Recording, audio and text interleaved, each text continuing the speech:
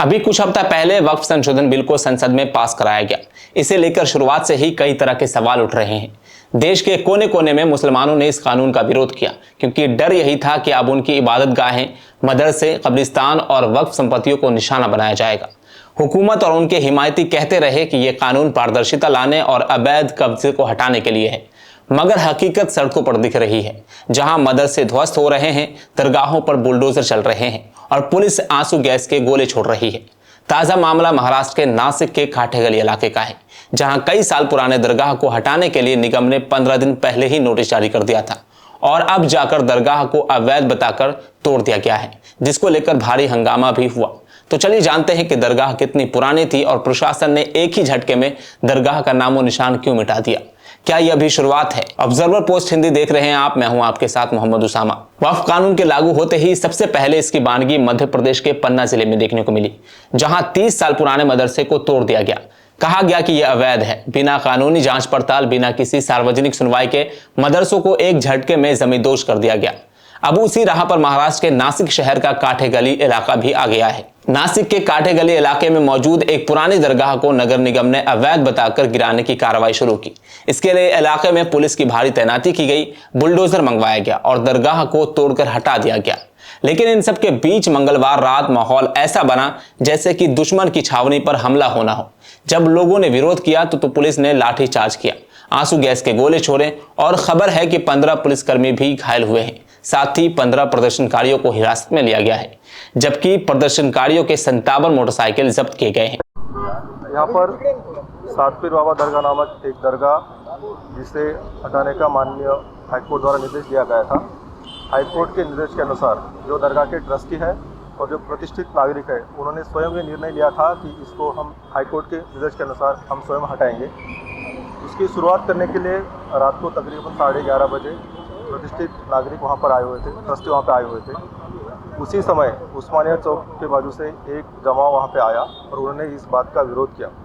उनको समझाने के लिए दरगाह के ट्रस्टी और प्रतिष्ठित नागरिक वहाँ पर गए, लेकिन उन्होंने उनकी भी बात नहीं सुनी। उनसे भी वो तू मैं करने लगे।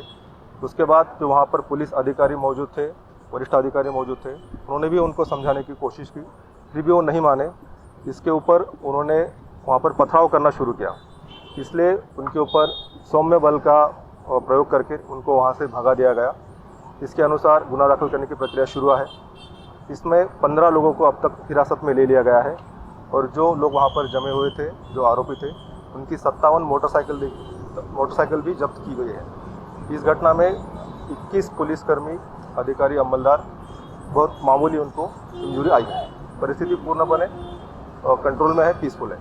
मगर इस पूरी कहानी में जो नहीं बताया गया वो ये है कि दरगाह सालों से वहां मौजूद थी, लोग इबादत करते थे। अचानक एक दिन नगर निगम इसे अवैध घोषित करता है, नोटिस देता है और कोर्ट से आदेश लाकर गिराने की कवायद शुरू हो जाती है। जनता से न बात न कोई संवाद, बस सीधे बुलडोजर। अगर कोई सोचे कि ये घटनाएं अलग अलग है तो जरा ध्यान से देखे। वक्फ कानून पास होते ही सबसे पहले निशाना मदरसों पर बना, फिर दरगाहों पर। कुछ लोगों और संगठनों का मानना है कि जिन जगहों पर मुसलमानों की मजहबी पहचान दिखती है, उन्हें सरकारी मशीनरी एक खास नजर से देखती है, जैसे वो अतिक्रमण हो, अवैध निर्माण हो या फिर सुरक्षा के लिए खतरा हो। मगर क्या यही पैमाना मंदिरों और अन्य धार्मिक स्थलों के लिए अपनाया गया है? अब देखिए कि लोग किस बिना पर यह सवाल कर रहे हैं। पहले मध्य प्रदेश के पन्ना जिले में 30 साल पुराने मदरसे को अवैध बताकर तोड़ दिया गया।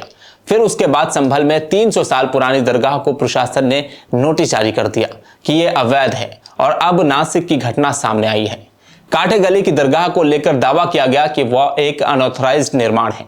नगर निगम ने 15 दिन पहले नोटिस दिया और कोर्ट से आदेश भी ले आया। मगर जब इस तरह की कार्रवाई से धार्मिक भावनाएं जुड़ी हो तो क्या सिर्फ नोटिस और कोर्ट का आदेश काफी होता है? क्या जनता से संवाद नहीं होना चाहिए? दरगाहों, कब्रिस्तानों और मदरसों को सिर्फ जमीन का टुकड़ा समझकर चलाए गए बुलडोजर क्या किसी लोकतांत्रिक देश की तस्वीर है? बीते कुछ सालों में बुलडोजर एक राजनीतिक पहचान बन चुका है। पहले यूपी, फिर एमपी और अब महाराष्ट्र। ऐसे में सवाल है कि क्या सभी भाजपा शासित राज्यों में बुलडोजर का इस्तेमाल एक खास संदेश के लिए किया जा रहा है? वक्फ संशोधन अधिनियम 2025 में सरकार ने वक्फ बोर्ड के अधिकार सीमित कर दिए। केंद्र सरकार को वक्फ संपत्तियों की जांच और निगरानी का सीधा अधिकार दे दिया। अब जो संपत्ति पहले वक्फ बोर्ड के संरक्षण में थी, अब वो सरकारी जांच के दायरे में आ चुकी है।